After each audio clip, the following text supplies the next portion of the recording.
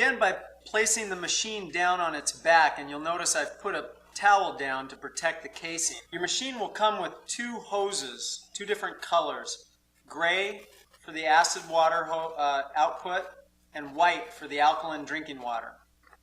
Let's start with the white.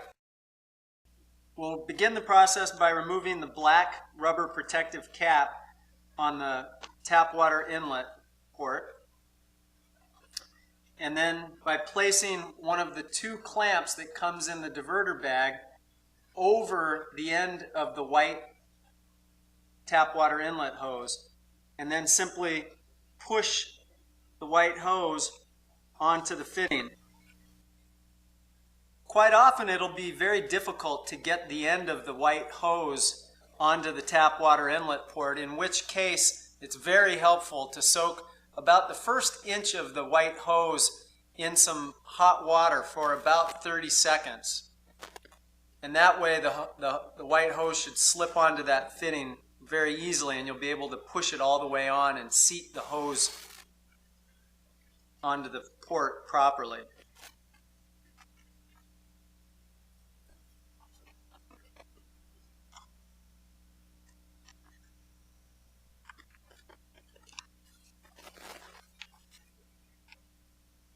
Always make sure you brace the white fitting with a finger, and then we'll finish by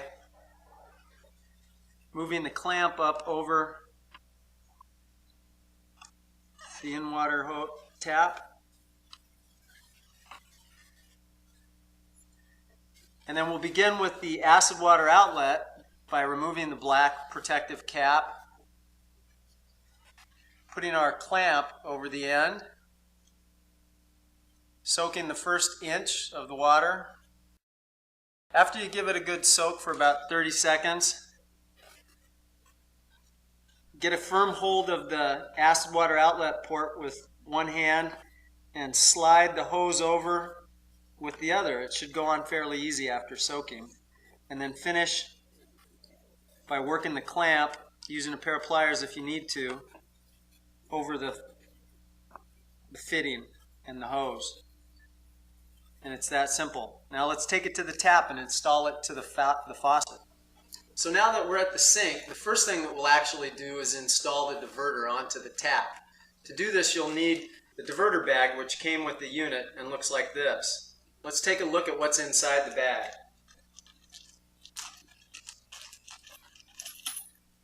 First you have the diverter, and then a couple of adapter pieces to use on the end of the faucet if the diverter doesn't actually fit onto the end of your faucet.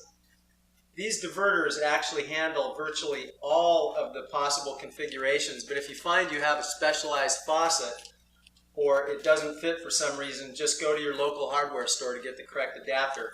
The bag also has a couple of nails in it, which you'll use if you prefer to do a wall mount, but most likely you won't need those nails. Now we'll remove the aerator from the end of the faucet. Most of the time you can do this just by using your fingers, but if it's really tight, you can use a pair of pliers to loosen it up, and then you can simply unthread it the rest of the way with your fingers. Then we'll take the diverter and actually try to screw it on to the end of the faucet, and in this case you'll see it's not going to work. So we'll take our adapter pieces, decide which one's the right size, screw that in by hand. Again, you don't want to over tighten this or use the pliers. You'll damage the threads on the end of the adapter. So you get it nice and tight, but finger tight's good enough. And then the diverter screws on to the end of the adapter. After you get the installation complete and you run water through the machine, if you find that you have leaks, you can always go back, take the diverter off, put a couple of wraps of white Teflon plumber's tape, which you can get at any good hardware, and that should take care of the problem. And that's it for the diverter. Now that you have the diverter installed, you'll want to locate a good spot for your ionizer. You'll want to find a spot that's convenient, that's close enough to the sink, yet out of the way. On this sink, that's on the left side. Once the machine is located properly, you'll want to cut your hoses to the proper length. The white hose should be left long enough so that you'll have enough slack in the line to be able to access the back of the ionizer by turning it around. You'll notice the diverter swivels. So let's turn the diverter so the compression nut is facing us and remove the compression nut. The compression nut then goes on the outside on the white hose. The white hose goes onto the nipple of the diverter, and then we reattach the compression nut. This might be kind of tight as we're applying some pressure, so you can simply use a pair of pliers to finish up the job.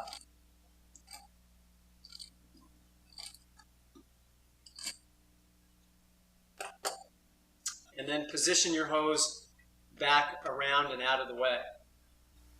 As you'll notice, the gray hose simply needs to lay in the sink, and you can choose whatever length you want that's convenient for you so that you can capture the acid water for its many great uses. So let's plug it in and power it up. Remember, there's a 3-prong plug, and you'll want to put that into a 3-prong outlet, ideally a GFI outlet like you see here in the wall. Once it's plugged in, we'll simply turn on the on-off power switch by flipping the switch up. Okay, let's learn how to use the machine now. The first thing we'll want to do is turn the water on at the tap to a nice easy flow so that the water's coming out of the faucet. We'll open the diverter level, and you'll notice the water now coming out of the spout, the drinking water spout, and the acid hose. To control the water flow, you simply turn the lever to switch it back and forth from the tap to the machine and the spouts.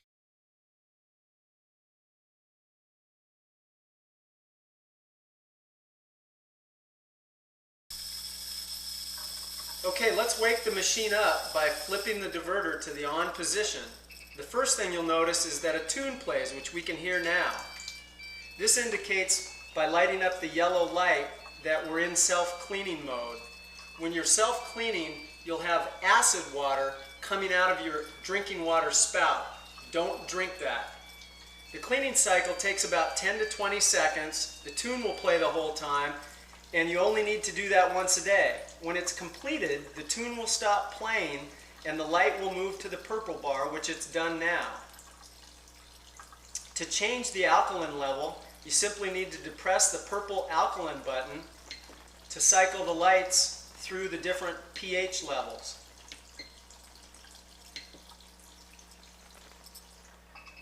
Now the cleaning cycle only has to go once a day, so when we come back to turn the machine on, the tune will start to play, and to bypass the cleaning cycle, we simply hit the alkaline button and select the level that we want to collect our drinking water.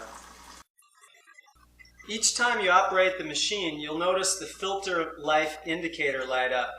When your machine is new, you'll have one bar lit. When all the bars are lit up, it indicates that the filter life is almost over and you need to reorder a new filter and replace it within 4 weeks.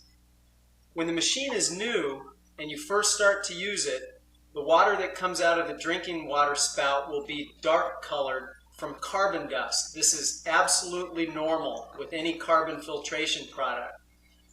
Let the machine run for about 2 minutes or until your water returns to a nice clear color. Then it's totally safe to drink. Well, that's it. It was much easier than what I thought. And here we are, prosting to you at home.